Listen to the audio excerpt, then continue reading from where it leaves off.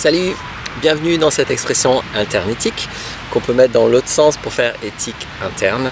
C'est une vidéo que je vais mettre sur le site être-humain.net et c'est une émission de Que vivent nos relations TV avec pour thème cette fois-ci une question qui a été proposée, enfin c'est pas une question, c'est un thème qui a été proposé par Mimi.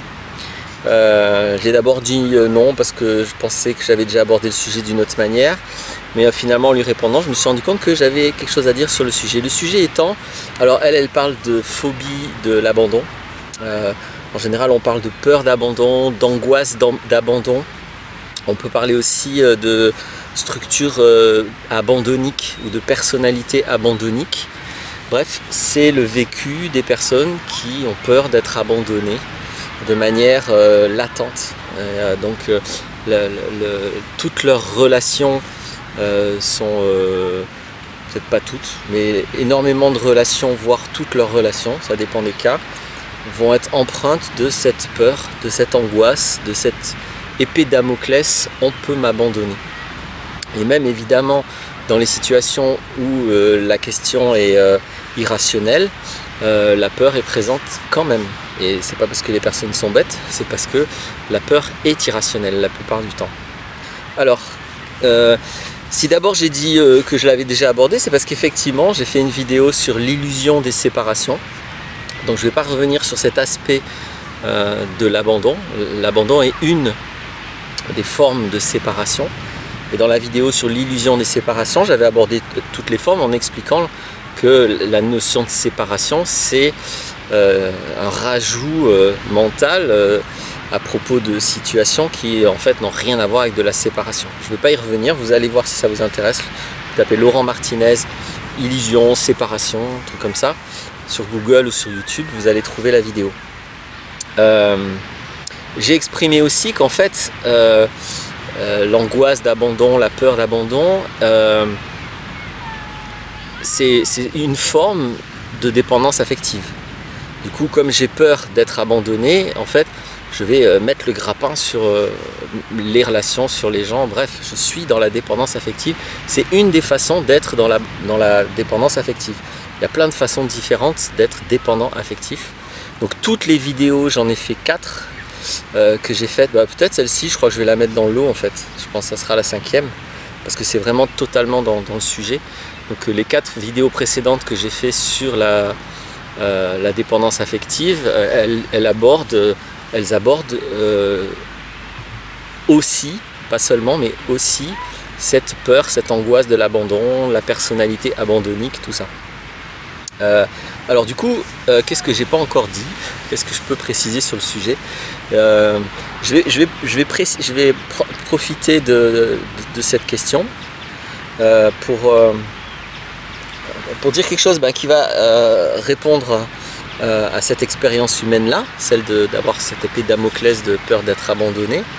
Et puis ça pourra répondre un peu à d'autres aussi, indirectement en fait.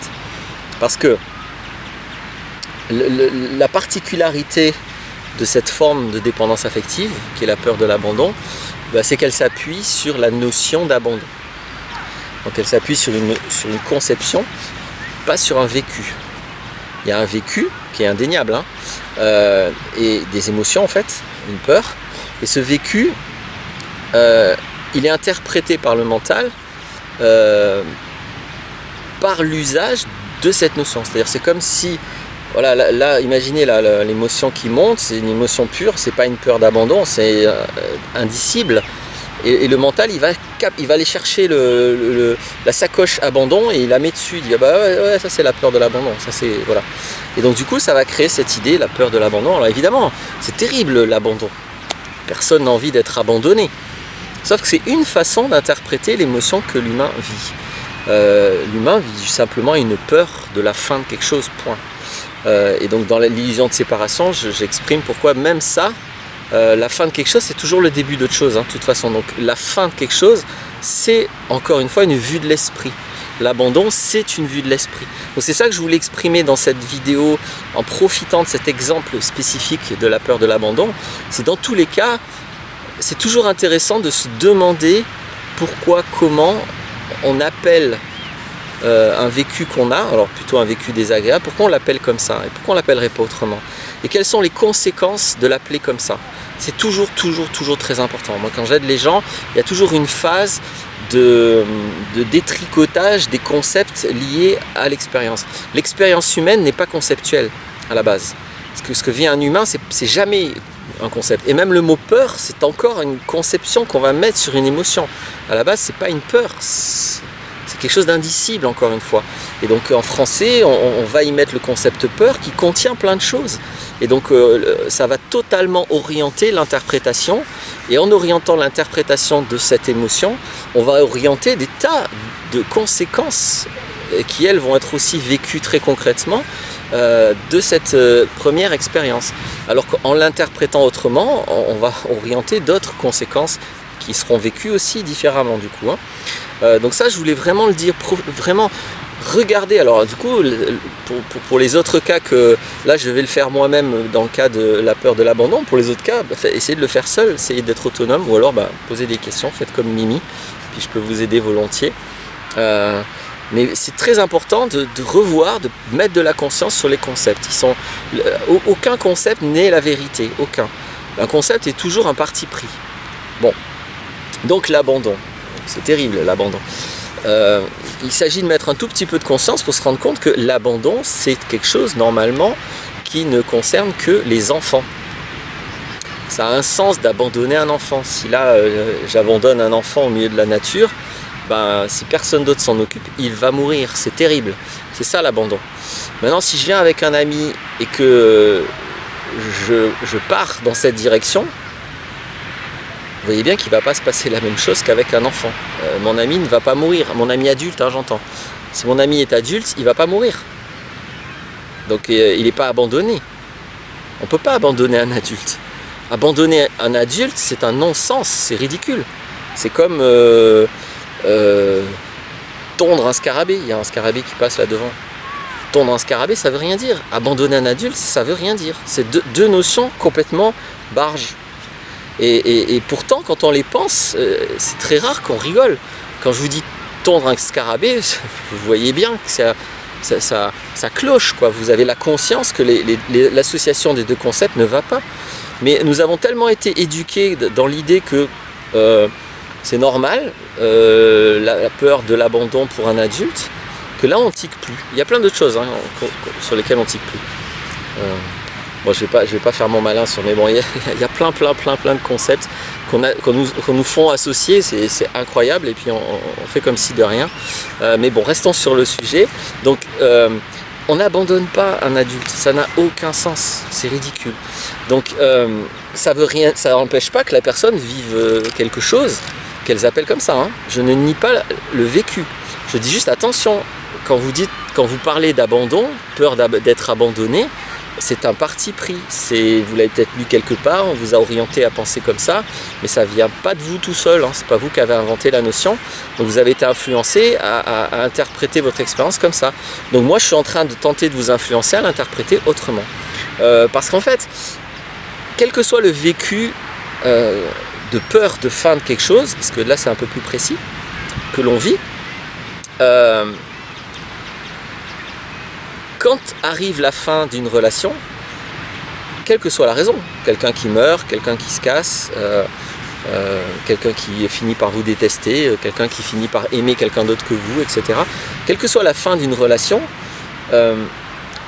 si vous portez en vous la volonté de vous comporter comme un enfant, dans le cadre de cette fin, alors cette volonté de vous comporter comme un enfant, elle va rendre possible la notion d'abandon.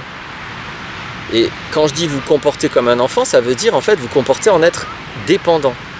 Donc tout ça, cette interprétation, entendez bien, alors aussi bien l'émotion que l'interprétation de l'expérience émotionnelle, qui elle est désagréable, est issue de cette volonté préalable et qui existait même bien avant la fin de la relation, ou bien avant que vous imaginez que peut-être cette fois il va y avoir la fin. Vous êtes déjà investi dans la relation comme un enfant, comme un être dépendant. Donc c'est ça le problème, c'est cette volonté d'être dépendant. Parce que si à la place de cette volonté d'être dépendant, vous avez plutôt la volonté autre d'être indépendant, là, il ne peut pas y avoir de peur d'abandon, il ne peut qu'y avoir le désir d'indépendance ou l'envie d'indépendance. Et vous voyez bien que c'est complètement autre chose. Donc, comprenez encore une fois le fond psychologique qui va nourrir ce qu'on appelle la peur d'abandon. Okay, parce que c'est ça qu'il s'agit de changer. Attention, hein, je ne dis pas qu'il suffit de comprendre ce que je viens de dire pour plus le vivre, hein, c'est pas ça du tout, la compréhension ne vous aidera à rien. C'est s'investir dans une relation comme un enfant, ça implique des pratiques, des comportements, des décisions qui n'ont rigoureusement aucun rapport avec le fait de s'investir dans une relation comme un être indépendant. C'est ces deux expériences qui n'ont aucun rapport, c'est pas la même relation, c'est pas les mêmes pratiques. Donc si vous continuez à vous comporter dans une relation comme un enfant, c'est vous qui entretenez la peur de l'abandon, c'est pas une maladie, il n'y a pas un virus de peur de l'abandon. Hein. Il y a beaucoup de vocabulaire dans la psychologie qui sont puisés dans la biologie physique. Et donc ça peut nous laisser croire qu'on vit notre esprit comme un corps. Non, le corps et l'esprit sont de nature totalement différente. Il y en a un qui est concret, l'autre qui est abstrait. Ça n'a rigoureusement rien à voir. Et donc faites attention à tous ces ponts-là où on finit par vivre les problèmes psychologiques comme si c'était des problèmes matériels. Je ne sais même plus là pourquoi je dis ça, mais bon, en tous les cas, faites attention. Et voilà la particularité que je peux exprimer sur la question. Et bien sûr, quel que soit... je m'excuse, hein, du coup je suis intrigué par le scarabée qui trouve des trucs apparemment intéressants.